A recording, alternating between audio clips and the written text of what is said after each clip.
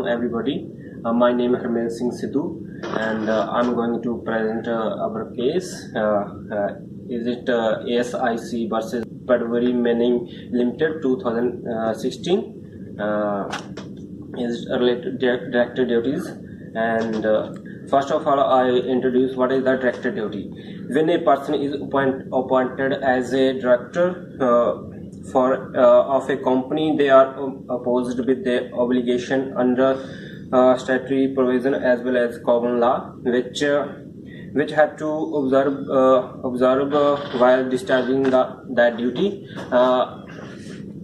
These duties are called director duties.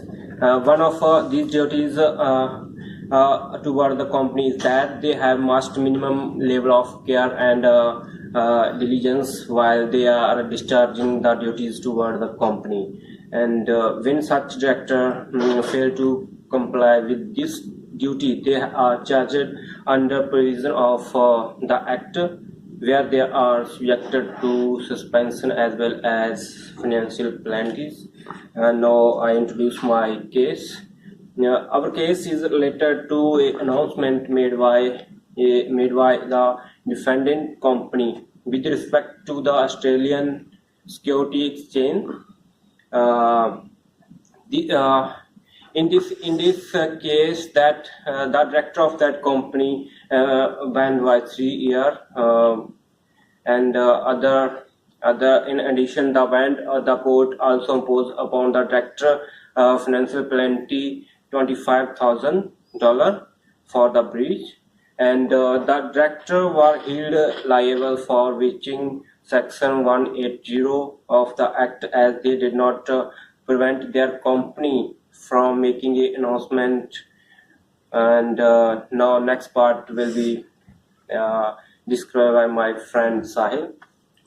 And I'm going to describe the fact of the case. The first fact is the company has been successfully in securing the funding required for its project in Western Australia. And the second term is the private investor has agreed to provide the funding on the term mentioned in the shareholder agreement. The third term is the project is to be developed by the Midwest Infrastructure Private Limited, which is fully owned by subsidiary companies. The company failed to mention in the announcement was that the company still need to compel the certain terms of the agreement in order to secure the funding. And the fourth term is the presence of the term in the agreement was known to the director of the company. And the last one is, however, such terms were presented in the agreement and no steps were taken by the director to state within the announcement that the agreement is highly conditional. And the next slides are going to describe by my friend Usman. Myself, Muhammad Usman Salim, with roll number PFEC 3111. Today I will be explaining the breached director's duty in this case. So there are a number of the reasons under which it can be stated that the defendant company breached the duties provided under the Corporation Act, a conduct which is deceptive and misleading. Including into such a conduct is a direct violation of Section 1041H of the Act. The action of the directors, which constituted a kind of the misleading and deceptive conduct, was that they made the organization carry on with the announcement about securing funding from an investor, which it has not actually secured, as the agreement was subjected to conditional terms. The organization was required to state that the agreement is subjected to highly conditional terms. The organization also failed to disclose before the public the actual name of the investor who was supposed to provide funding for the required project. Now I'll be explaining the court decision analysis on this particular case. So ASIC wanted a declaration from the court that the provisions under the Section 1041H of the Act have been violated by the company, which is related to misleading and deceptive conduct.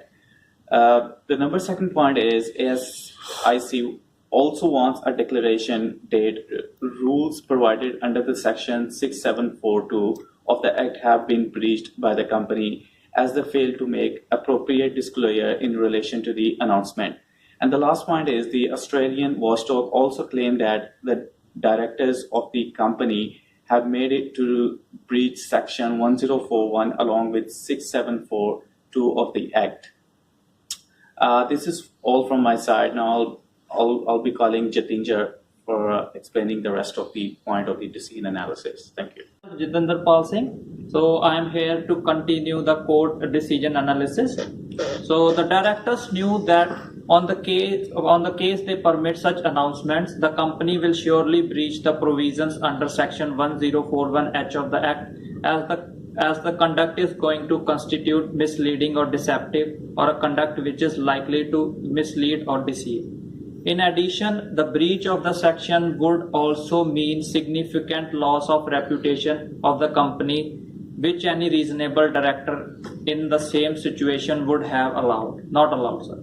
The investor in this case were actually misled or deceived by the announcement made by the company as they indulge in trading.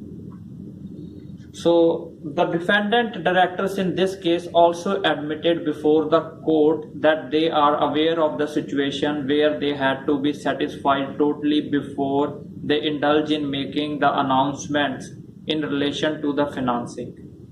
It had been ruled by the court in the case of Commonwealth of Australia versus Director, Fair Work Building Industry Inspectorate 2015, that the plaintiff or a government regulatory body has the right to make submission in relation to the penalties imposed on the directors under the civil penalty provisions.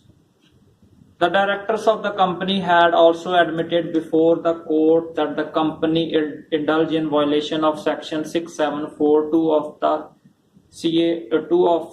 CA upon two instances.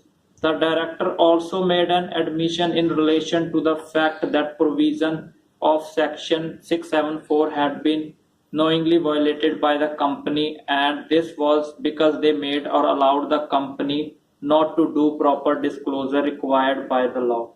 Now I'd like to call my next group member Dinesh to continue the implications of the decisions.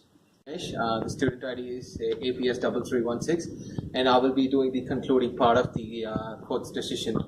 And it's going to start from the implications of the decision, which is in the case the directors may have any announcements, it has to be made in compliance with the disclosure requirements under the provisions of the Section Act of 604/74 Part 2 of the CA.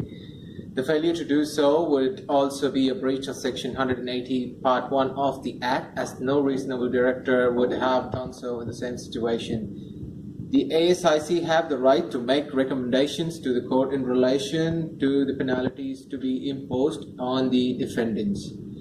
The directors of a company has to be fully satisfied before they make any announcement on the behalf of the company which may have an impact on the share price of the organization.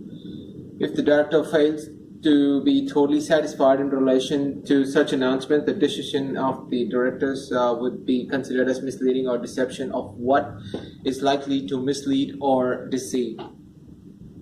Coming to the concluding part of the presentation, which concludes by saying about the analysis, it can be stated that the directors have to be very, very careful while making any announcements on behalf of the company, which may have a detrimental impact on the reputation of the organization, or may lead or mislead or deceive the investors. The director must restrain under Sections 180 Part 1 to indulge in act which with no recent directors in the same situation would do so. And that's the concluding part of the presentation. Thank you.